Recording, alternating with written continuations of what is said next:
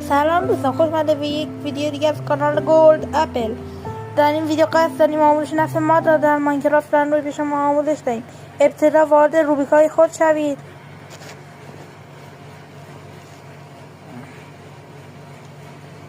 و در قسمت جستجو کلمه مود ماینکرافت را وارد کنید. کانال های زیادی صفت توصیه من این کاناله.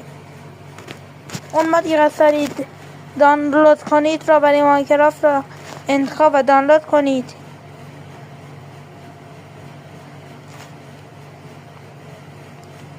من این مود شیدر گرافیکی را دانلود کردم از کانال دیگر. حالا این کانال را دانلود کنم، احتمالا این کانال مودش بهتر باشه، شاید هم همان باشد، دقیق نمیدانم. مثلا من این مود ماشین را انتخاب میکنم، دانلودش میکنم، صبر میکنم تا دانلود شه. وقتی دانلود شد روی قسمت سنده میزنیم. ببخشید یک لحظه خارج شدم. اینا که زدیم چند گزینه ماینکرافت رو انتخاب کنید. چون من از قبل برای مودهای زیادی انتخاب کرده بودم، خودش رفت درون بازی. چون برای بعضی از دوستانم هم این اتفاق افتاده است، چون که زیادی مود دانلود کردن خود به خود وارد بازی شد. شما باید ماینکرافت را انتخاب کنید. وارد ماینکرافت شدید، برای مثال میخواید یک سیو جدید بسازید.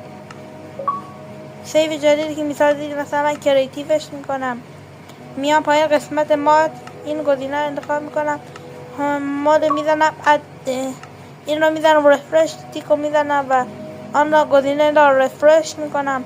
صبر میکنیم تا وارد بازی شود. احتمالا کانال روبیکا هم بزنید و مودهایی که دانلود کردم رو در آن قرار دهم. حتما اگر میخواهید که کانال بزنم و مود در آن قرار دهم، درون کامنت ها بنویسید.